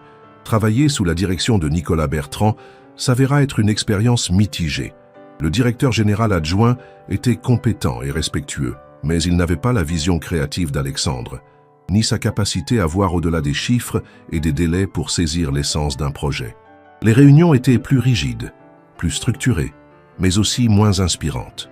Élodie se surprit à regretter les sessions de brainstorming animées qu'elle avait connues sous la direction directe d'Alexandre, où les idées fusaient librement et où l'innovation était toujours encouragée. En dehors du bureau, leurs relations s'épanouissaient, mais pas sans obstacle. La nécessité de rester discret limitait considérablement leur sortie publique. Plus d'une fois, ils durent annuler des plans de dernière minute parce qu'Alexandre avait repéré un client potentiel ou un journaliste dans le restaurant où ils avaient réservé. Leur week-end en Normandie devinrent leur refuge, le seul endroit où ils pouvaient être pleinement eux-mêmes, sans craindre les regards ou les jugements. « Tu es silencieuse ce soir », remarqua Alexandre un vendredi soir, alors qu'il dînait dans sa cuisine après une semaine particulièrement chargée. « Quelque chose te préoccupe ?» Élodie joua distraitement avec sa nourriture, hésitant à exprimer ce qui la tracassait depuis des jours. « Je me demande juste combien de temps tout cela va durer. »« Tout cela ?» répéta Alexandre, sourcils froncés. « Cette situation. Se cacher, faire attention à chaque geste, chaque regard, signer des NDA pour protéger l'entreprise, faire semblant de n'être que des collègues. » Elle leva les yeux vers lui. « Je comprends que c'est nécessaire pour l'instant, mais parfois j'ai l'impression que nous mettons nos vies entre parenthèses. » Alexandre posa sa fourchette, son expression soudain grave. « Ce n'est pas comme ça que je le vois. Pour moi, nous construisons quelque chose ensemble. Pas seulement notre relation, mais aussi un avenir où nous pourrons être ensemble ouvertement, sans que cela n'affecte nos carrières respectives. Et quand cet avenir arrivera-t-il » demanda doucement Élodie. « Dans 6 mois? 1 an? Jamais? Bientôt, promit-il, prenant sa main par-dessus la table. Les choses bougent dans la bonne direction. Ta position dans l'entreprise se renforce chaque jour. Le dernier projet que ton équipe a livré a été unanimement salué, même par les membres les plus critiques du conseil. Ce n'est qu'une question de temps avant que tu ne sois jugé uniquement sur ton mérite, et non sur ta relation avec moi. » Élodie voulait le croire. Elle voulait croire que tous ces sacrifices, toutes ces précautions n'étaient que temporaires, qu'un jour ils pourraient simplement être un couple comme les autres. Mais une part d'elle-même ne pouvait s'empêcher de se demander si ce jour viendrait vraiment. « Tu sais, » dit-elle après un moment, « Camille m'a invité à une exposition ce week-end, une rétrospective sur le design graphique des années 80 à nos jours. J'aimerais beaucoup y aller avec toi. » Alexandre hésita et Élodie sut immédiatement ce qu'il allait dire. C'est au Grand Palais, n'est-ce pas? J'ai vu les publicités. Ce sera très fréquenté, beaucoup de gens du milieu y seront. Et nous ne pouvons pas prendre le risque d'être vus ensemble en public, compléta-t-elle, incapable de masquer sa déception. Je suis désolé, dit-il sincèrement. Si je pouvais changer les choses, je sais, soupira Élodie. Ce n'est pas ta faute. C'est juste frustrant parfois. Alexandre se leva et vint s'agenouiller près d'elle, prenant son visage entre ses mains. Je te promets que ça ne sera pas toujours comme ça.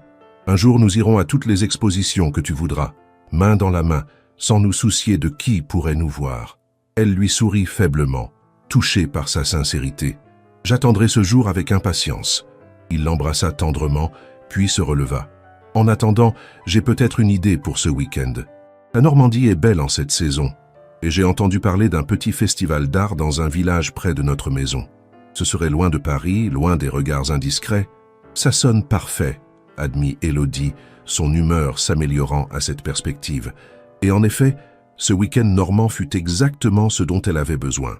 Loin du stress et des contraintes de leur vie parisienne, Élodie et Alexandre redécouvrirent la simplicité du bonheur à deux. Ils flânèrent main dans la main au festival d'art local, achetèrent des œuvres d'artisans du coin pour décorer leur maison et passèrent de longues heures à se promener sur la plage déserte, parlant de tout et de rien, comme n'importe quel couple amoureux.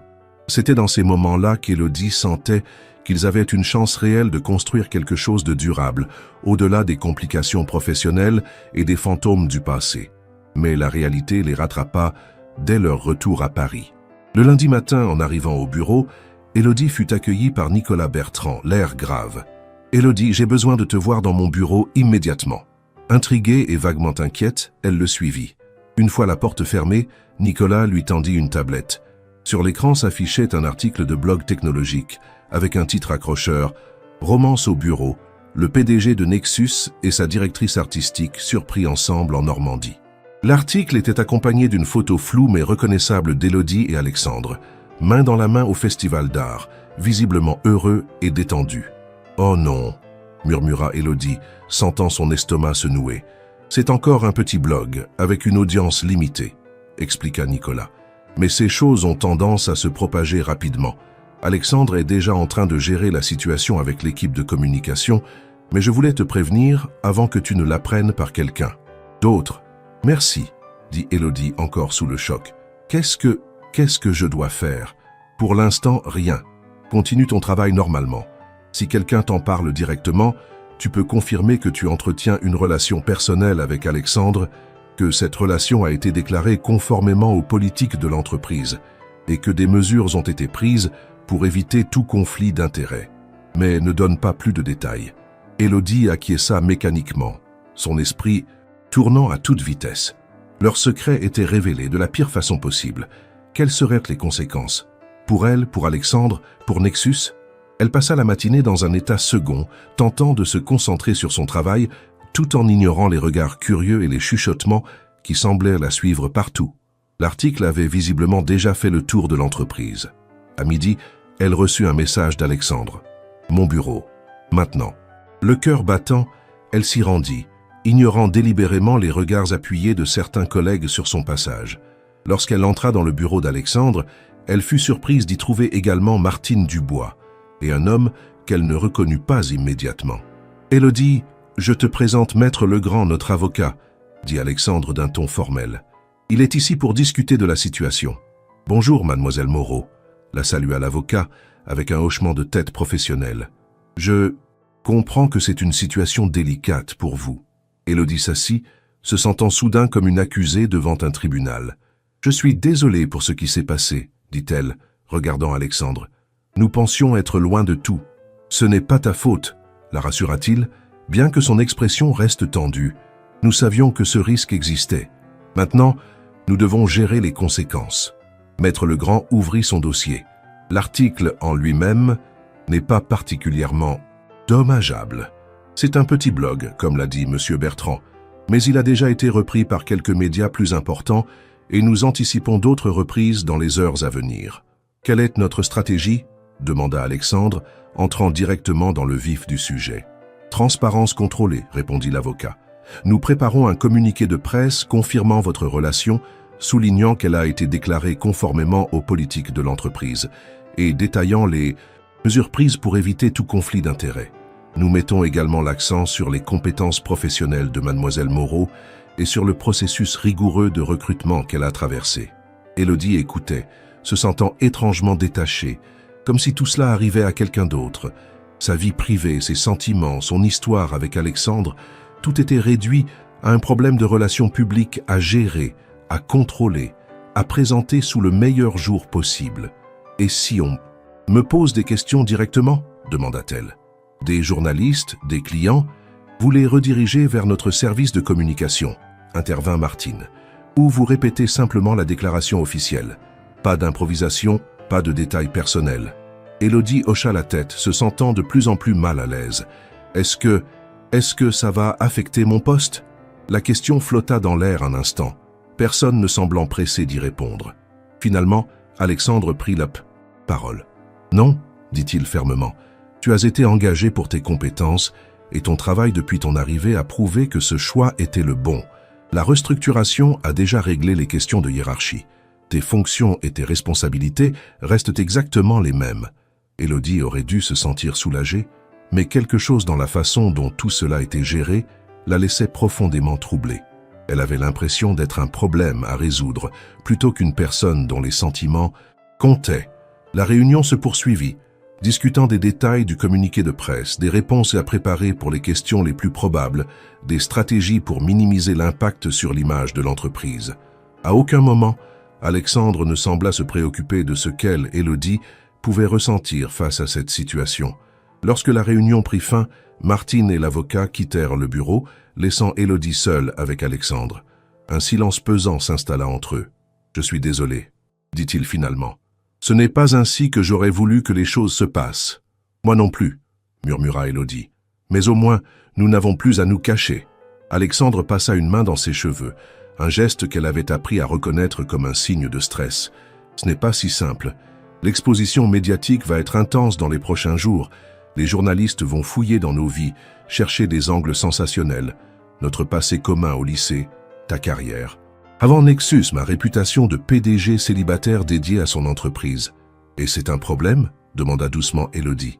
Que les gens sachent que nous nous sommes aimés autrefois et que nous nous sommes retrouvés ? Pour moi, non, répondit-il, mais quelque chose dans son ton suggérait le contraire. Mais pour Nexus, pour nos investisseurs, pour l'image de l'entreprise, c'est plus complexe. Ces mots firent mal à Élodie, plus qu'elle ne l'aurait cru possible. Donc Nexus passe avant tout. Avant nous, avant moi. Ce n'est pas ce que j'ai dit, protesta Alexandre, mais son hésitation était révélatrice. C'est ce que tu as impliqué, rétorqua Élodie, une colère inattendue montant en elle. Depuis le début, il s'agit de protéger Nexus.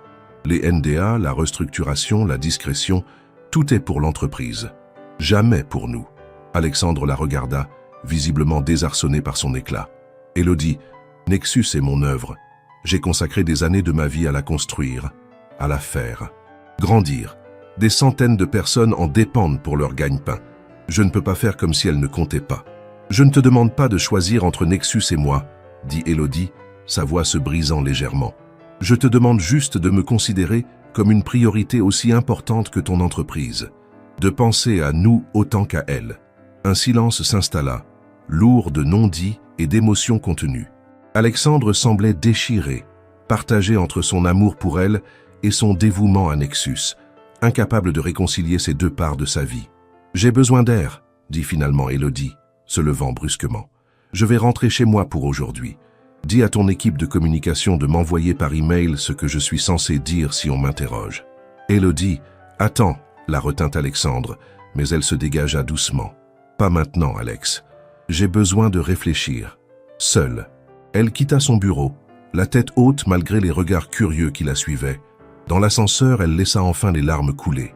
Des larmes de frustration, de déception et de peur.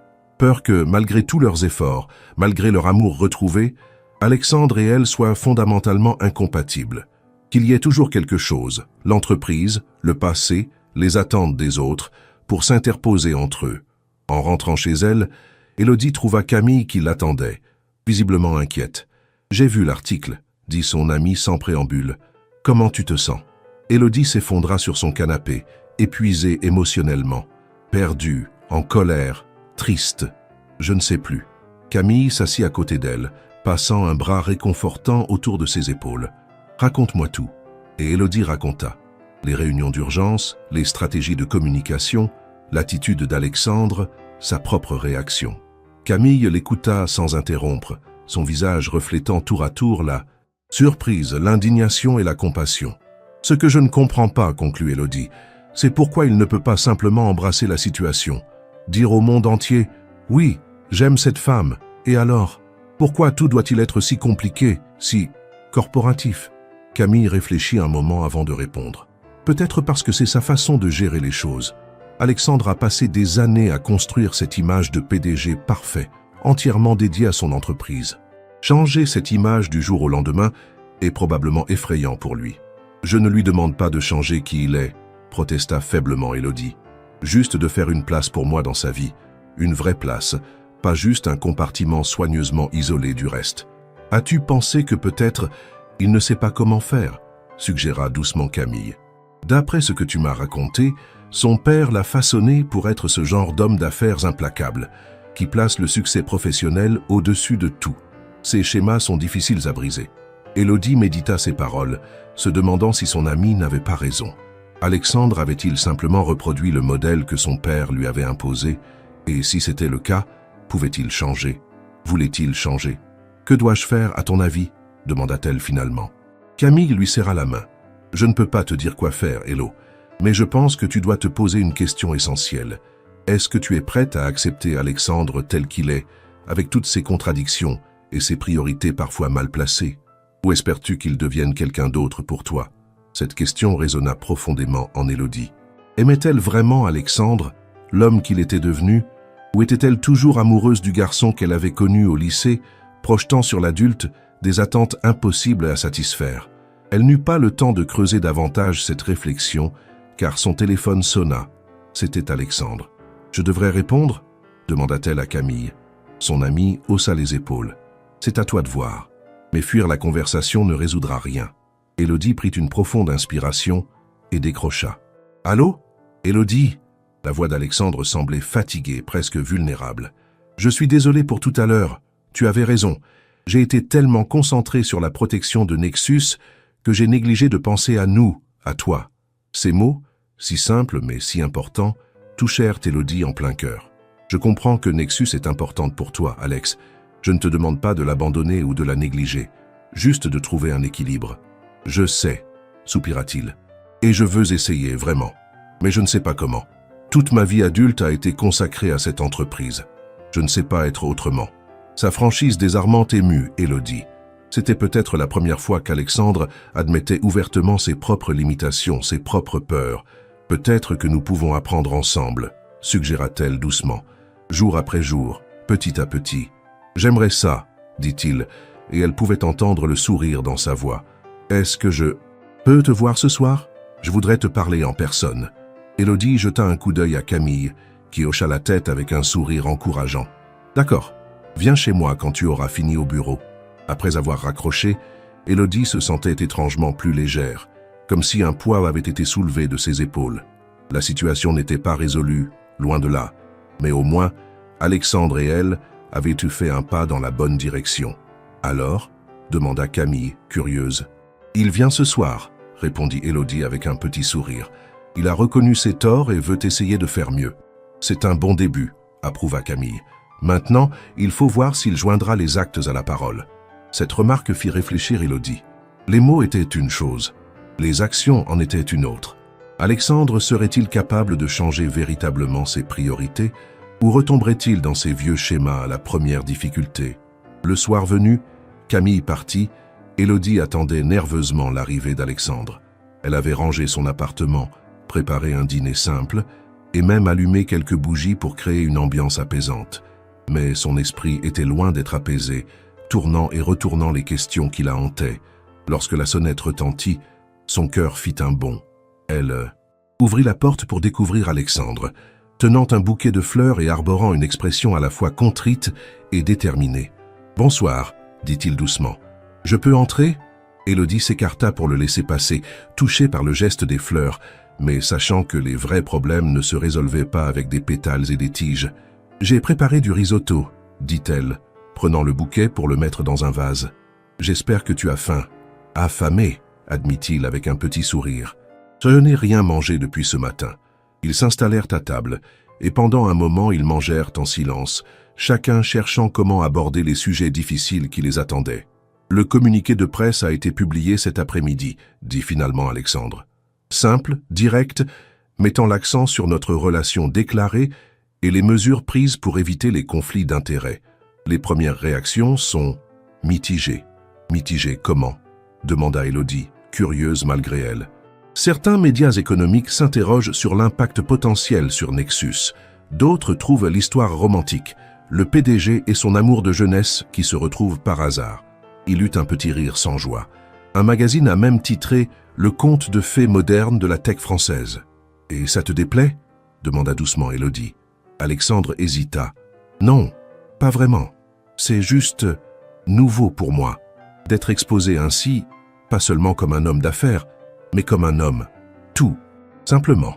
Un homme avec des sentiments, une histoire personnelle. C'est ce que tu es pourtant, fit remarquer Élodie. Un homme avec des sentiments, pas seulement un PDG. Je sais, acquiesça-t-il, mais pendant si longtemps, j'ai été défini uniquement par mon rôle professionnel. C'était plus simple d'une certaine façon, plus contrôlable. Cette remarque éclaira Élodie sur une facette d'Alexandre qu'elle n'avait pas pleinement saisie jusque-là. Son besoin de contrôle, sa réticence à mêler vie personnelle et professionnelle, tout cela découlait peut-être d'une peur plus profonde, celle d'être vulnérable, d'être jugé non plus sur ses réussites professionnelles, mais sur sa valeur en tant qu'être humain. « Tu sais, » dit-elle doucement, « être vu comme un homme avec des sentiments n'est pas une faiblesse. Ça te rend plus humain, plus accessible, plus réel. » Alexandre la regarda longuement, comme s'il pesait ses paroles. « Tu as peut-être raison, mais c'est un territoire inconnu pour moi. J'ai passé tellement d'années à construire cette image de PDG imperturbable, à distance des émotions communes. Et maintenant, demanda Élodie, qu'est-ce que tu veux vraiment, Alexandre? Pas ce que Nexus veut, pas ce que ton père aurait voulu, pas ce que le monde des affaires attend de toi, ce que toi tu veux. » La question sembla le désarçonner.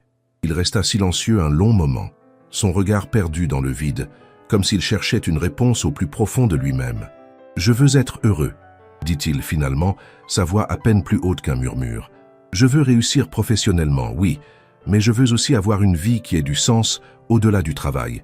Je veux pouvoir rentrer le soir et trouver quelqu'un qui se soucie de moi pour ce que je suis, pas pour ce que je représente. » Il leva les yeux vers elle. « Je veux être avec toi, Élodie, sans me cacher, sans avoir honte, sans me soucier de ce que les autres pourraient en penser. » Ces mots, prononcés avec une sincérité évidente, touchèrent Élodie plus profondément qu'elle ne l'aurait cru possible.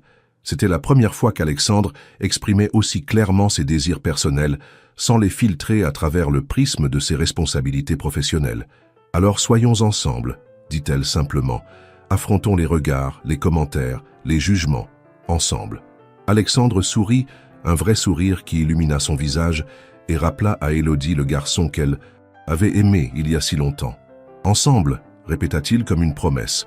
Il se leva, contourna la table et s'agenouilla près d'elle, prenant ses mains dans les siennes. « Je ne peux pas te promettre que ce sera facile. Je ne peux pas te promettre que je ne ferai jamais d'erreur, que je ne retomberai jamais dans mes vieux schémas. Mais je peux te promettre d'essayer, chaque jour, d'être meilleur. Pour toi, pour nous. » Élodie sentit les larmes lui monter aux yeux, touchée par cette déclaration si simple mais si puissante. « C'est tout ce que je demande, » murmura-t-elle, « que nous essayions ensemble. » Alexandre se pencha vers elle et l'embrassa, un baiser qui scellait leur nouvelle résolution, leur engagement mutuel à construire quelque chose qui transcendait les contraintes professionnelles et les peurs personnelles. Les jours qui suivirent mirent cette résolution à l'épreuve. Comme prévu, les médias s'emparèrent de l'histoire, certains avec bienveillance, d'autres avec une curiosité plus intrusive. Les photos d'eux au lycée furent déterrées, des anciens camarades de classe interviewés, leur passé commun étalé dans les magazines et sur Internet. Mais plutôt que de se cacher ou de laisser son équipe de communication gérer seule la situation, Alexandre décida de prendre les choses en main. Il accepta une interview exclusive avec un magazine économique respecté, à condition qu'Élodie puisse y participer également. « Vous êtes sûr de vouloir faire ça ?» demanda la journaliste, visiblement surprise, lorsqu'ils s'installèrent tous les trois dans une salle de conférence de Nexus. « Généralement, les PDG préfèrent garder leur vie privée. Privée. Je ne suis pas un PDG comme les autres, répondit simplement Alexandre. Et je pense qu'il est temps que le monde des affaires reconnaisse que les dirigeants d'entreprise sont aussi des êtres humains, avec des émotions et des histoires personnelles. L'interview fut étonnamment sincère. Alexandre parla de sa jeunesse, de son père autoritaire, de sa rencontre avec Élodie au lycée et de leur séparation douloureuse. Il évoqua ses années au MIT, sa solitude, sa décision de fonder Nexus, non pas pour la richesse ou le pouvoir, mais pour créer quelque chose qui aurait un impact positif sur le monde. Élodie, de son côté, raconta son parcours dans le design, ses doutes, ses espoirs, sa surprise, lorsqu'elle avait découvert qu'Alexandre était le PDG de Nexus.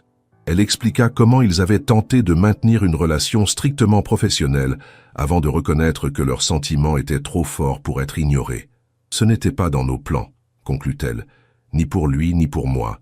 Mais parfois, la vie nous offre des secondes chances que nous n'attendions pas. » La journaliste, visiblement touchée par leur histoire, posa une dernière question. « Et maintenant, comment voyez-vous votre avenir, ensemble et individuellement ?» Alexandre et Élodie échangèrent un regard, puis il prit la parole. « Professionnellement, nous continuerons à donner le meilleur de nous-mêmes pour Nexus. Élodie est une directrice artistique exceptionnelle dont la vision transforme déjà nos produits. Personnellement, il prit la main d'Élodie dans la sienne. Nous construisons quelque chose de jour en jour, en apprenant à équilibrer nos vies professionnelles et personnelles. Ce n'est pas toujours facile, mais ça en vaut la peine. Chaque jour est un nouveau défi, ajouta Élodie, mais aussi une nouvelle chance de grandir ensemble. » L'article parut la semaine suivante, et contre toute attente, il fut accueilli très positivement. Loin de nuire à l'image de Nexus, cette transparence et cette humanité semblèrent renforcer la sympathie du public pour l'entreprise et ses dirigeants.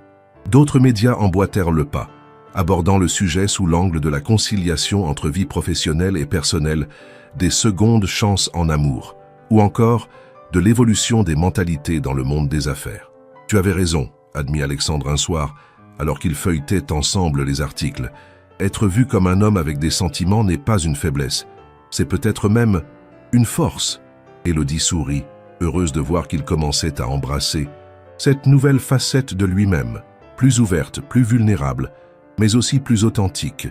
Au fil des semaines, la tempête médiatique se calma progressivement. Élodie et Alexandre trouvèrent un nouvel équilibre, apprenant à naviguer entre leur rôle professionnel et leurs relations personnelles. Ce n'était pas toujours simple. Il y avait des désaccords, des moments de tension, des jours où les vieux réflexes refaisaient surface. Mais ils persévéraient, conscients que ce qu'ils construisaient valait tous les efforts du monde. 6 mois après la révélation de leur relation, lors d'un week-end en Normandie qui était devenu leur rituel, Alexandre surprit Élodie en l'emmenant sur la plage au coucher du soleil.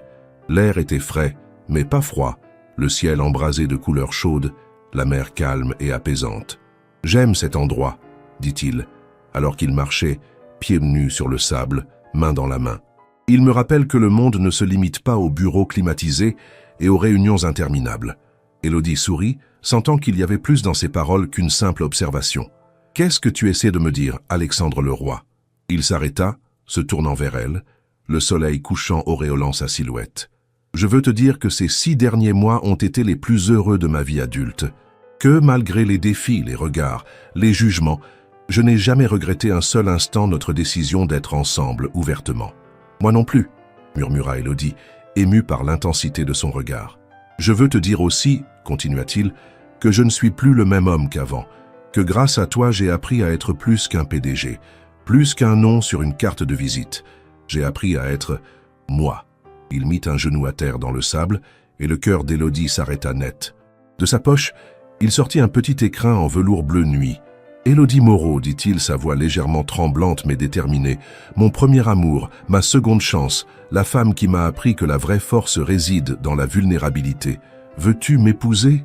Il ouvrit l'écrin, révélant une bague délicate en or blanc, sertie d'une émeraude entourée de petits diamants, la couleur exacte des yeux d'Élodie. « Alexandre, souffla-t-elle, les larmes aux yeux. Elle s'interrompit, submergée par l'émotion. Tant de souvenirs déferlaient en elle. Leur jeunesse insouciante, leur séparation douloureuse, leurs retrouvailles inattendues, les défis qu'ils avaient surmontés ensemble.